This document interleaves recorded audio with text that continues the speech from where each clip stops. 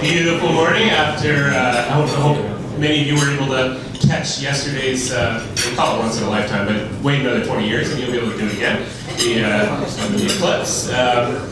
I'm Trevor McPherson, as I think most of you know, serve as President and CEO at the Mississauga Board of Trade. And thanks for joining us today for our From the Corner Office series event, Fireside Chat with Anthony Longo, Chief Executive Officer at Longos. And I'm particularly thrilled for this one, not only because it's something that really touches our daily lives in terms of the grocery business, but also I find that whenever we have a family business story, it adds that extra really interesting piece in terms of how that's navigated, you know, within a family. Whether we're talking about, you know, some of you were at our Jeff Smith event, Jeff Smith at Ellis Dawn, or Anthony Petrucci, who's now serving on the board of the Mississauga Board of Trade.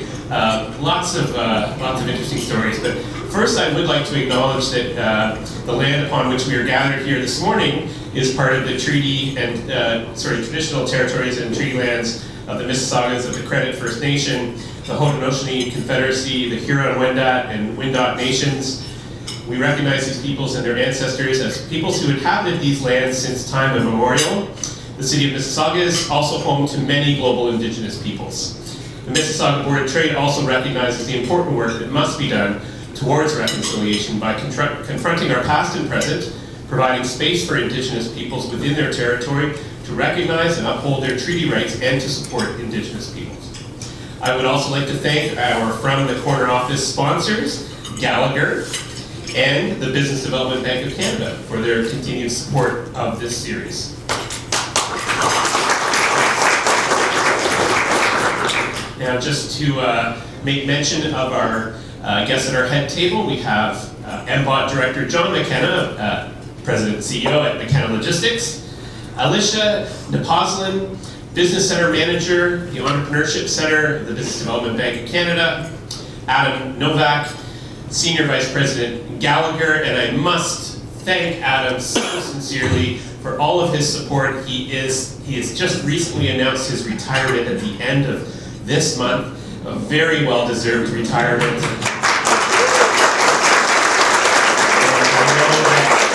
I know that Adam's many clients and partners and colleagues like us will miss him very much, but we plan on keeping in touch and picking his brain from time to time. Thank you. And of course, we also have some teammates, shall we say, from Longos. Deb Craven, President, Liz Volk, the Chief Human Resources Officer, and Eva Karen. Is it Eva or Eva? Yeah. Eva Karen, VP of IT, and that's a big role because we know how much technology is influencing basically everything we do. Including the rapid ascent of AI and how it's affecting our businesses. And we recently had an event focusing on AI, which was quite interesting. Now to officially introduce our guest speaker and say a few words, I would like to welcome Alicia Nepozlin, Business Center Manager, Entrepreneurship Center at BDC.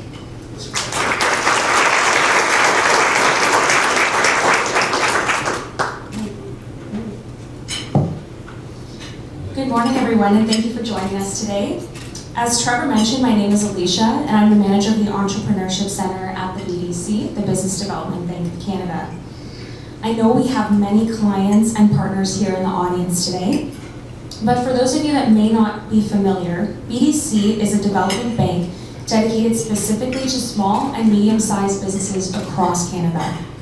We're here to help our clients grow through financing, advisory services, and more importantly, by offering critical insight and advice to help businesses make more informed decisions. We help clients through every stage of their business and their growth journey, from startups to mature and well-established businesses. And we do this in both the good and the bad times. That's what makes us a different bank. In particular, we work with a large number of food manufacturing and retail companies in the Mississauga region, and it's a space that we continue to see grow and thrive. What makes today's story so exciting is that Longo started like many other food-based businesses as a single family-run grocery store. Now, Longo's has become a well-known brand with 38 locations in Ontario, and we're fortunate enough to have the opportunity to speak with and learn more from Anthony Longo himself. To give a brief background, Anthony Longo is the Chief Executive Officer of Longo Brothers Fruit Markets, Inc. Longo's was founded in 1956 by brothers Gus, Joe, and Tommy Longo. Anthony is renowned in the grocery industry for his exceptional leadership skills and his commitment to lifelong learning. He's served on several boards, including charitable organizations such as Pro Action Cops and Kids and Salt and Light Catholic Media Foundation. He served as chair of the board of the Canadian Federation of Independent Grocers and chair of the board of the Governors of Humber College. He currently serves on the boards of the Grocery Foundation and the Bakeress Foundation.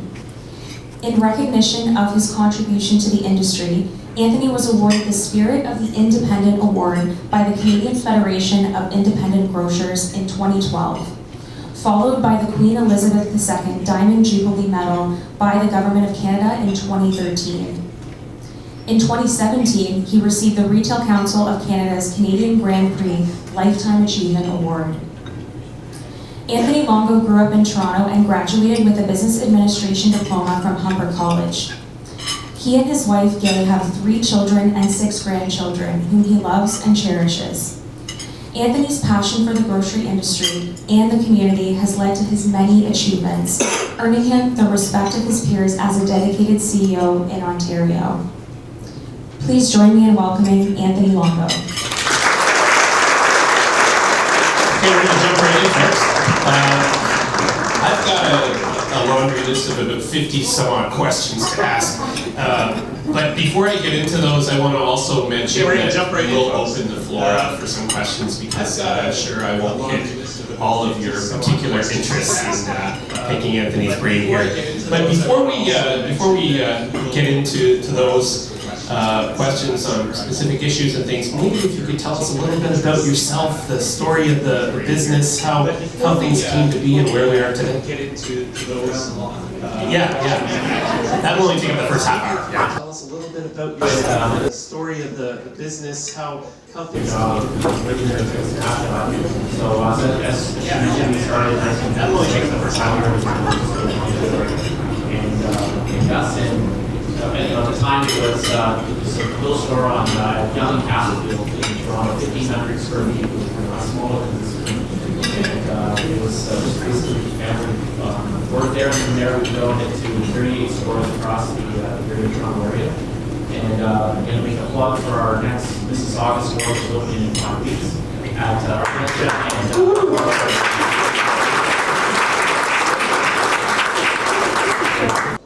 there were full carts and full market, no one needs specialists.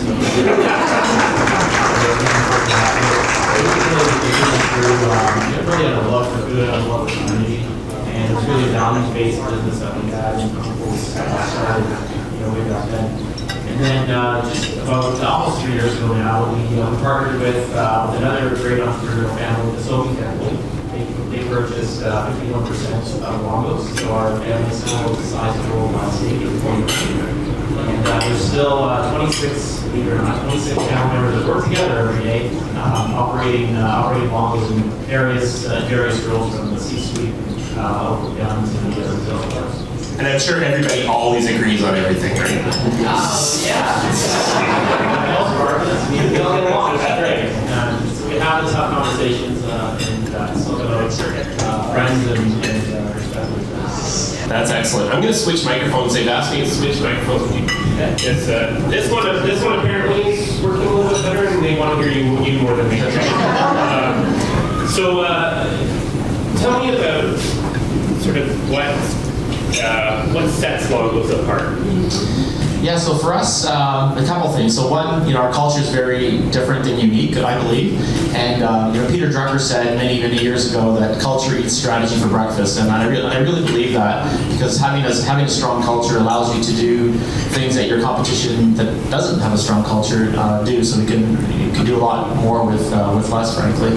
And when you're a small, scrappy, startup going up against multinationals like the other one that starts with L, and one starts with W and all those ones, you have to be scrappy and you have to really dig deep to be entrepreneurial to get things done. So I'd say that's a big part of what makes us different. And then of course our product offering. So we really focus on three things: being fanatically fresh. So those of you that shop at our stores, I assume you came because you're all Longo shoppers. So fanatically fresh across our produce department, seafood, meat, bakery, deli, prepared foods, etc. So that's really sets us apart. Our remarkable service. So our team members, what we call our employees team members, and that's because they truly are members of the overall team. And when we think about the remarkable service that they provide, that's a real differentiator for us. And as an example, and I hope this happens to you when you come to the stores, if you ask where something is, we take you to the product. I hope that happens every time. If it doesn't, let me know. Actually, let Deb, I'm going to introduce Deb in a little while. She's our president for the last year, so it's her job now. But that's important, and so that's really, those are the key areas set us apart. And of course our products. So our Longo's 11 brands. So we have a private label product that we have 3 tiers. So Longo's Essentials, Longo's, and then Longo's Curato, which is Italian imported product. So those 3 areas are the things that really set us apart, in addition to our culture. Excellent. And your point about fresh, I know even going back to when I was, a teenager, you quickly understood that if you wanted fresh fruits and vegetables and that sort of thing, Longo's was one of the places that you should be looking at. So I think that really, I don't think we were the only ones thinking that. So that's really great. Of course, the last few years have been difficult for the industry, supply chain issues. We can talk about those in a moment, but through the years of operating and expanding the business, what have been the key challenges that you face as a company, and maybe a little bit about how you overcome those?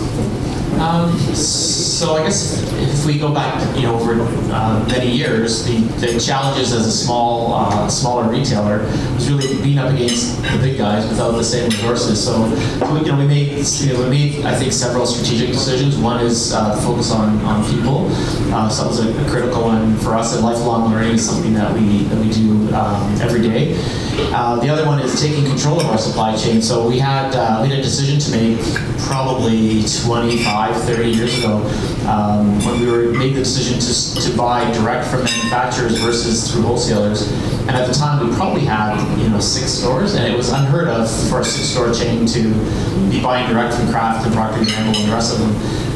But we really saw it as something that was going to be critical to us if we were going to expand in the future, because the reality was all of the independent wholesalers are being bought up by 2 big wholesalers, and we don't have the press in the room, right?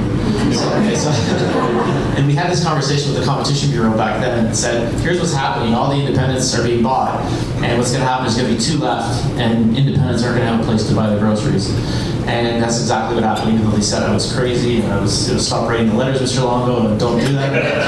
But it happened. So now, Loblaw and Sobeys, which we're part of now, are the only 2 wholesalers left. So we made a decision to take control of our supply chain and bought direct. And I think that was for us a critical turning point, because it gave us better costs, so we could pass those on to consumers, and we had control of our supply chain at the same time. So you mentioned sort of how important the human capital is. Absolutely. At Longo's. And we've got your CHRO, direct person here. But wondering what have you found to be the most successful strategies in terms of attracting and retaining employees to an industry that they may not think of as a career outside of when they're in their pre-career years? Right.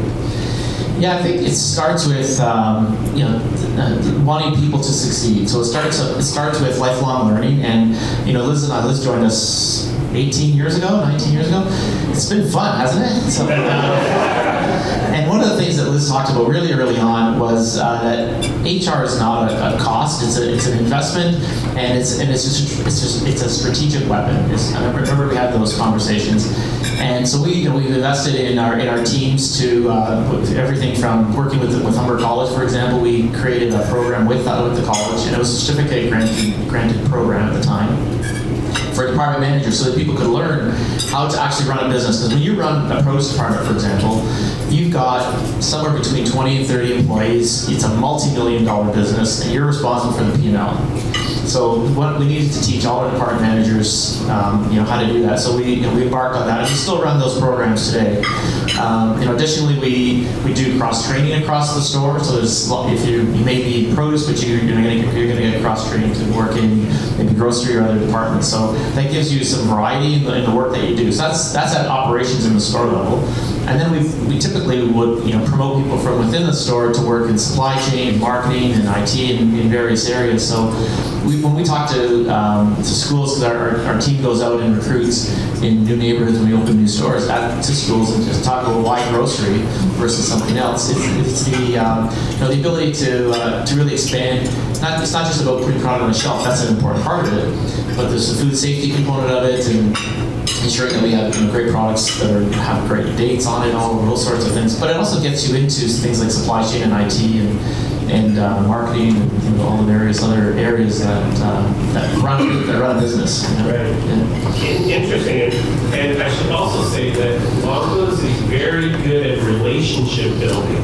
We have within our MBOT team Stephanie Giorgio here, who did work in Longo's, I think in the bakery. Her husband worked in the deli. And that's how they met. It's another benefit of working for Longo's. There you go. So, while we were sticking to the area of talent, but also let's move into sort of the role that technology plays. And I'm talking about productivity here. And it's been noted most recently by a deputy governor at the Bank of Canada that this is a break-glass emergency moment for the country in terms of our lagging productivity levels. And there are many different viewpoints on what's contributing to that or how significant it is. But in your opinion, what's happening and what do we need to do? What's happening? So that's again a big question. So we'll split up in two. So what's happening in terms of Longo's, because we have a responsibility to be more productive. So we're able to offer great products at reasonable prices to consumers. So to do that in a very competitive market, you have to continue to invest in technology, be more productive. So we've done that in a myriad of ways. For our good example would be we're building out our distribution center right now. We're doubling the size of it, and we're adding automation into that. It's a significant investment, but the right thing to do to get our cost per case down and then be able to pass that on and be more competitive. So that's one example. It's a big investment, but it's the right thing to do long term. For the country, I think that between political parties of all stripes, business, not-for-profits, and individuals, we really need to be together to talk through some of the policies that need to be put in place to help businesses be more productive and to encourage them to invest in automation, invest in technology across the country. And we've seen falling productivity numbers for probably the last decade at least, maybe 20 years. It's been a long time since multiple political stripes has hit. So, I'm not a policy geek, but I would say people need to sit down together and we need to stop fighting with each other. So it seems like there's division between politics and business, and making a profit is a dirty word in this country right now, unfortunately. And I think people of all political stripes are saying that, and that has to stop because we're making the investments, we're paying taxes, employing a lot of people, and yet I don't think we have a fair seat at the table right now. Thank you for saying that, because as a Chamber of Commerce network, we've been, and my colleague at the Ontario Chamber, Dan Tisch, recently penned an op-ed on this very topic about this polarization, it's almost too easy to engage in bashing business. Because we do face some significant issues on affordability and how it's impacting society. But I think we do have to remember that growing business and business community contributes revenues to all of those things that we hold dearly in terms of providing those social supports, etc. So thank you for that, and thank you for those investments that you're making. Moving to to something I think related to talent as well, and we're hearing from our members how it's increasingly a talent attraction issue, and that is, what is the company doing to reduce their carbon footprint, to employ sustainability measures, both from a sourcing point of view and operations. Can you tell us about Longo's strategy there? Sure. So I'd say sustainability and overall corporate social responsibility. Those are the old words. Now there's it's been part of our DNA for years. So I'll give you an example. When I was at the Oak Hill store in 1982, working in the produce department and working in that store, we used to take our greens, put them in bins, and a farmer in Milton would pick them up and use them for compost or to feed their cattle. And when there was cattle in Milton, so it was back in the it was in our DNA back then. It would have been a lot easier simply to dump it and send it to landfill, but we want to do the right thing. So that's just one example of something we did 40 years ago. And fast forward to today, we built the first Canadian near net zero store in Stouffville. So our carbon footprint is minimal in that market. We partnered with the government of Canada on that. And we took some of those learnings and applied them to other stores as we built new stores. So things like rooftop solar panels in a couple stores. We have the parking areas that have solar on them as well. CO2 is our gas in most stores now. We're converting all of that, and CO2 has no greenhouse gas emissions as well. So that's some examples on the sustainability front. And on the front of buying products that are sustainable as well, we were the first grocer in North America to only sell fair trade bananas, for example. So yes, they're a little more expensive. They're 20 or 30 cents a pound more, but the farmers in Ecuador get paid a fair price for their bananas.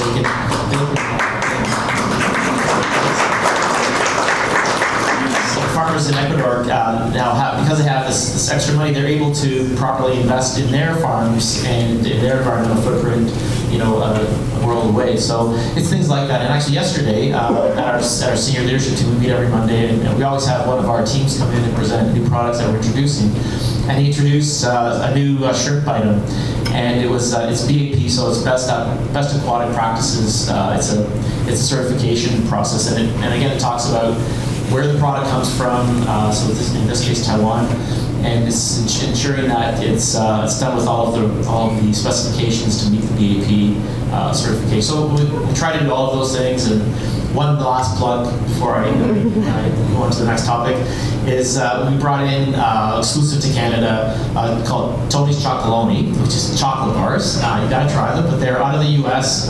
Made with fair trade chocolate, and again our coffee's fair trade. We do a lot of things that are in the fair trade area as well. So we're trying to help in that respect. Interesting, and it's not easy when it comes to those international scope 3 and 4 practices where your scope of control isn't 100%, but you want to be doing your level best and that sort of thing. So very interesting how you handle that. I'm interested in how everyone's familiar with Grocery Gateway and Longo's part in that and ultimately purchasing the company. Can you tell us sort of a little bit about that story, how it developed, and where you see the industry going now in that area in particular, and maybe in a few other areas? Sure. So Grocery Gateway was, I think it was the first e-commerce grocery player in Canada. It was 1998. I'll never forget, the founder, Bill DiNardo, reached out to me and said when he was going to start again. This is the .com, everything was getting started. And they needed a place to buy groceries. And I said, that sounds pretty interesting. Yeah, we'll give you the back room of our Markham store. And then they shopped at night and they filled orders. And that grew, and they went to their own facility, and then we became a partner, and we bought into the business. And then they, as you recall back then, they raised $110 million, I think it was, and blew through it very quickly. So we bought them. We bought them in 2004 because we still thought there was a real core, solid idea there for grocery shopping. It was happening in books, it was happening in toys, it was happening in a number of other areas. And we bought the business, made it profitable, and ran it until last August, when we converted it to Voila, which Voila is the Sobe online business, and doing very well and continuing to grow. They have CFCs, they call them, facilities here in Toronto, Montreal, Calgary, and I think we're opening in Vancouver in a year or two. So I do think that there is a future in online shopping. If my kids are any proof of that, my wife and I would buy online. We don't buy so much anymore. There's just the two of us at home now, but the kids will buy on a regular basis online. Just it's easier when they each have 3 kids and they're busy. So if my household is any example, and I'm sure that some you walk up your front door and there's a package sitting there, and you're thinking, who ordered this? E-commerce is not going away. What has been the most rewarding aspect of running the company for you as a leader? And I'll add a second piece of that. What has been sort of the 1 or 2 key learnings that stay with you each and every day as you kind of think about how to continue to grow and build this company? What are those principles? Yeah, it's, in terms of the most rewarding part is seeing the team grow. I mean, I've got 3 or 4 of my teammates here. I think one came in a little bit late where he's sitting, but he's here somewhere. I think when I see the team grow, and not just my immediate team, but the teams at our stores, and they've developed into just phenomenal leaders of people and of our overall business. For me, that's the most rewarding part. And then seeing our communities grow and the amount of work we do inside the communities, and have been stopped by people saying, you guys did this for our soccer team, for our hockey team, for whatever it was that we're doing for the hospital, etc. And that's really rewarding to see that we're giving back. We're part of the communities. We live here, and we want to make sure that we leave it in much better shape than what we found it in. So I say that's for me the most rewarding as well. So. Perfect. And any significant trends or developments for the industry that you believe will significantly impact this business?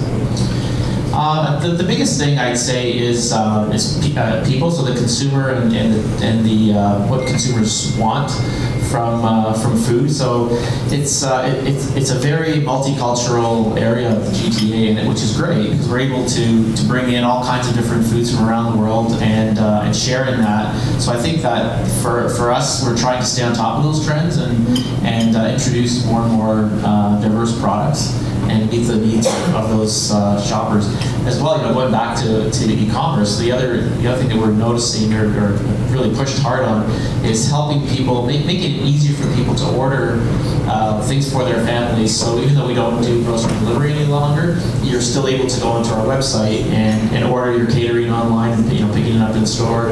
We have special events and products that you can buy online. And during the holiday season, which is interesting, at Thanksgiving, Christmas, and we just finished at Easter, getting your meal kits. So it's a whole meal for whatever size family you have, whether it's 4 or 8. Being able to buy your turkey fully cooked and all you have to do is heat it up and ready to go. It's a godsend for a lot of families. Everyone's busy working and you've got kids and all that. So things like that is trying to be a step ahead of what consumers want and being able to provide that service for them. Now, all of those things cost money. There's been so much talk about grocery prices and where this is coming from and supply chain, etc. Maybe we could just hear your take on sort of what's behind it, but where do you see things going in terms of prices? Or I think we're seeing some softening there in terms of the high prices we saw when you went to get your container of packed watermelon that's now, double what it was, etc. So, where are we at on grocery pricing right now? So let me go back to supply chain first. Because during COVID, supply chain was a disaster. I mean, everyone saw what happened in the first few weeks, first few days. You couldn't buy toilet paper if your life depended on it, right? So, because everyone was stockpiling it, and then things settled down. And then what happened was container prices from overseas, from Europe or Asia, had, in some cases quadrupled. So a container that maybe was $3,000 to $6,000, for example, if we bring in pasta or water from Italy, was now costing $20,000 to $30,000. So that all gets reflected in the cost of the product.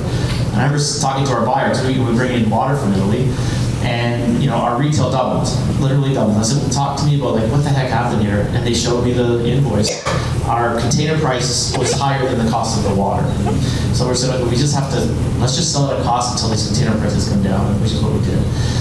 So COVID was a massive impact on costing, for sure. So that was one part of it.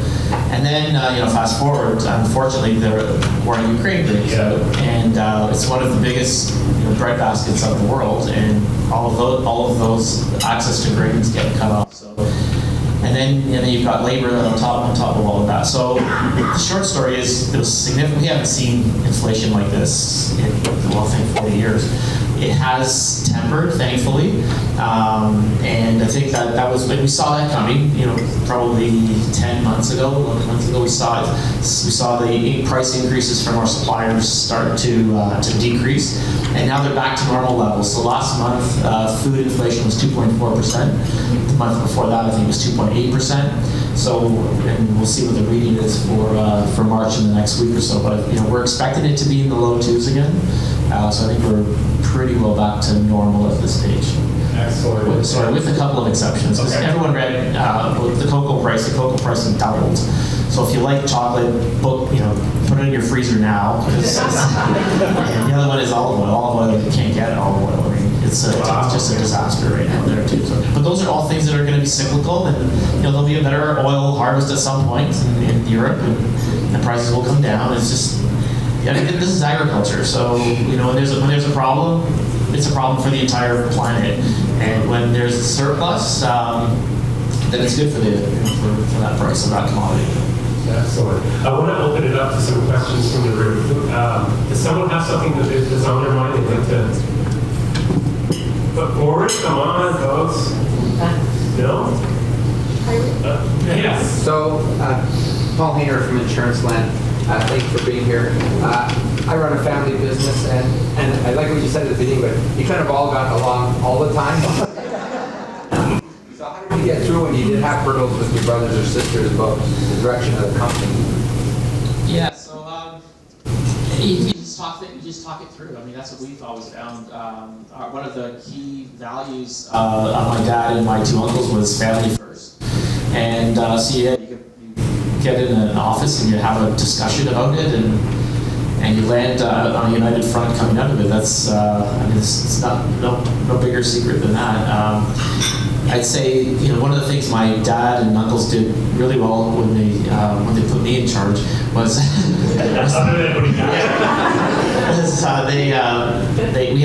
we had a third party help us with succession planning, and that was really helpful. We worked with them for a couple of years, and they interviewed, quote unquote, interviewed each person in the family to understand what their desires were, what their expectations were, and what their what their skill sets were.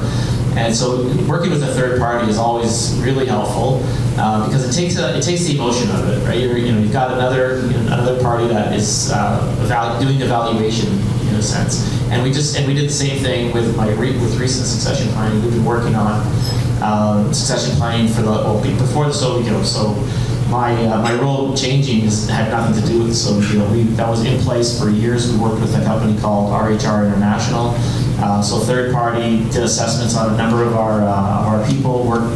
They all took on different roles and different responsibilities to see how they did in those roles and areas. And and that's how we chose Deb as our president. It's going to be almost a year now that Deb's been promoted, and again there was some family members also vying for the same position, but we came up with the best candidate, and it's doing a great job so far. So it's he has small shoes to fill though, so it's not but yeah, so I'd say when it comes to things like succession, that's where family businesses break down. Is who does it go to next, and I hear that all the time. It's having a third party really do the evaluations, having a set criteria at the front. where's this business going, and what kind of leader do you need to lead it going forward, and then matching that up with the skill sets of the people that are inside the business. Hopefully it's someone inside the business, whether they're family or not. But the family needs to be communicated with and constantly through the whole process. So, but we were lucky that we do actually get along. So listening being a very key component of that, but also that third-party, unbiased point of view. Any other questions? Yes. Ken Tenser. Yeah, Anthony, so I think you know, I mean, I started quoting my real life stories from Longo's to my team and whatever, like 25 years ago.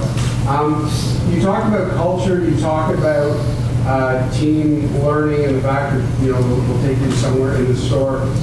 People knew the name of your butchers. They had favorite employees. So as you grow to, you know, dozens of stores, how do you keep that up? It's a great question, and it's one that actually the family asked me many years ago when we were on an expansion drive. Is, you know, we don't want to lose our culture, and I think, you know, doing it right, which in my opinion is you live it every day. I mean, that's how you do it, and you talk about it every day. So I'll give you an example. We have a town hall every quarter, and at the beginning of our town hall, I always start with our family purpose statement, our company purpose statement, why we're in business, what are the values, and that really sets the culture. Because our culture is, we call it treating you like family. And when I say that, some people go, oh, that's a soft culture, it must be nice there. I said, oh, no, wait a minute, stop, because it's not, it's, yes, treating each other like families for sure, as team members, and with our guests and with our vendor partners, so it's a three-way thing. But with family, you also have to give them hard news sometimes, right? And you have to set rules and boundaries. So it's the same kind of thing, but it's done with respect and with the intention that you want that person to get better next time. It's not about knocking someone down; it's about building them up and giving them those skill sets. So it's living it every day and being, you know, I think, you know, like we call it, you can't if you don't live the values, you don't survive the long roads. You really don't. So it's just living it and breathing it every day. We have a question over here. Good morning, thank you, Anthony. Tom Campbell with Partners Worldwide, Dragon's Den for charity. It sounds like you've sat on a few charitable boards. Yes. What is your philanthropic mission? Oh boy, that's a good question. Yeah, and I like to get involved in things that I have interest in and see if I can, you know, share, whether it's, you know, we call it, you know, time, treasure, and there's a third, talent. So talent, not much of that part, but I have time and a little bit of treasure. So I think it's just, for me, I love, for example, research. So I'm with the Baycrest Foundation right now. They're working on researching dementia and Alzheimer's, etc. So that drove me to that. With Humber College, it was other than being my alma mater, it was about lifelong learning. So it's things that I really that I personally wanted to be involved in, that I saw as something I could add some value on. So for me, it's continuing to do some of that as I work less and probably hopefully can do more community work like that. Anyone else? No. That's great. Your interest in research and innovation. Whoops, I'm turning off my microphone here. I'll speak louder. Because Mississauga, being home to so many life science companies, we want to see that research not only happen, but be commercialized here and to the benefit of Canadians. So we work very closely at MBOT with our life science partners, so it's good to hear that.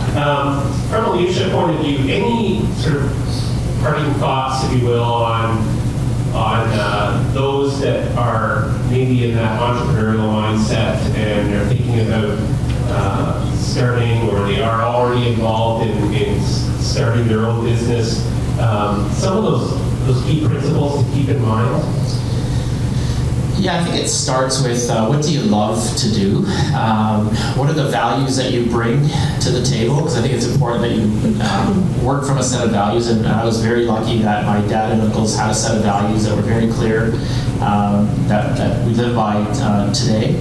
And then the third thing I'd say, and I say this to my kids all the time, is show up. Half the battle, frankly, is showing up and having the courage to ask questions, to network, to do what you're doing today, to network and get to know other people, listen to other ideas.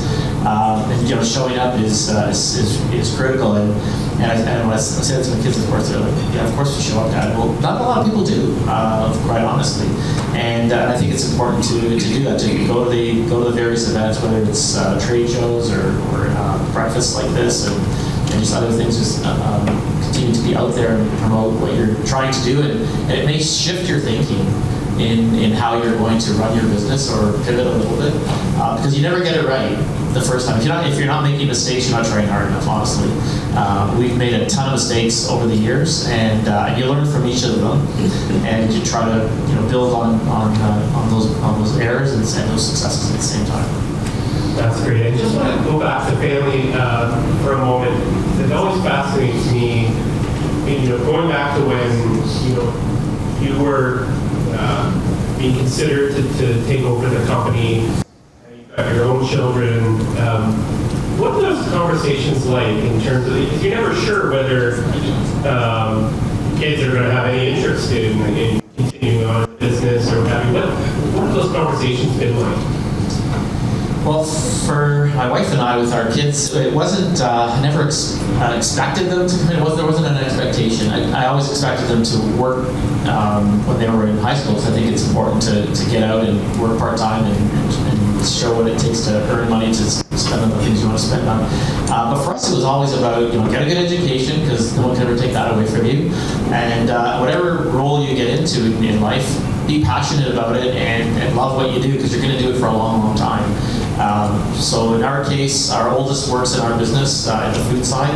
My daughter is an early child care educator. She's home now with 3 young girls, so she's not working right now. And then my youngest son is in technology, actually at Sobeys in cybersecurity. So they've all kind of gone in different areas because they all have different personalities, different interests, different loves of what they want to do. So my view to them was do what you love, whether it's in for-profit or not-for-profit, and accept that it's going to make you happy and have joy in your life.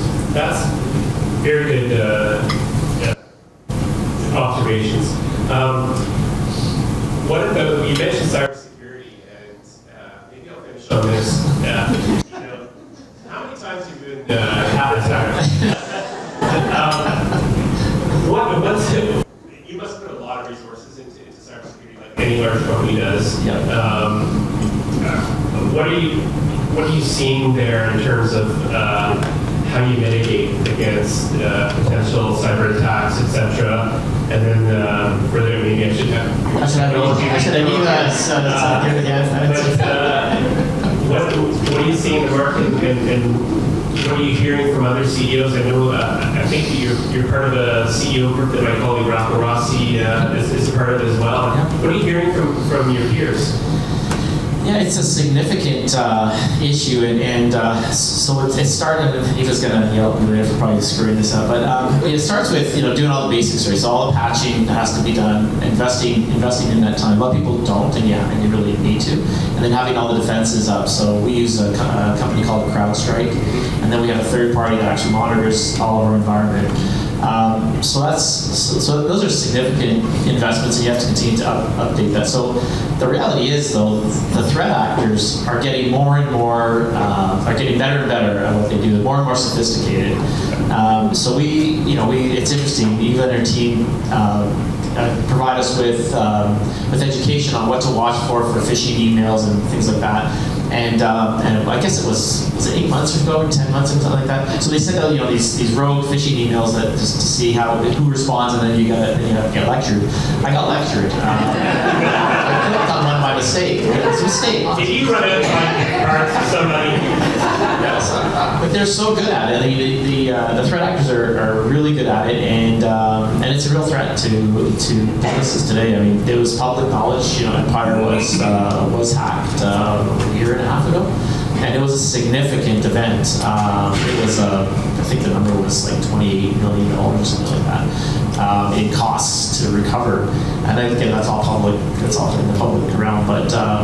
But we got if someone said to me, if you think if someone hasn't tried to attack you, you probably just don't know, because everyone's been tried to attack your site at one time or another, and you had good defenses that stop them, so that's good. But the reality is you can't stop investing. You can't say, okay, we've installed CrowdStrike and we're done. We can take away the rest of the budget. It's you need to add to it. You continue to add defenses, because the other guys are getting better and better, and we have to be ahead of it. Yeah, it's like you're almost having your own cybersecurity police department within. You do, yes. Longo. Yeah. Very interesting. I want to thank you for this, for giving up your time this morning and sharing the Longo story and your own leadership principles and tips and tricks. Thank you so much for all you're doing in the community as well, and we look forward to seeing Longo continue to grow and expand. Thank you.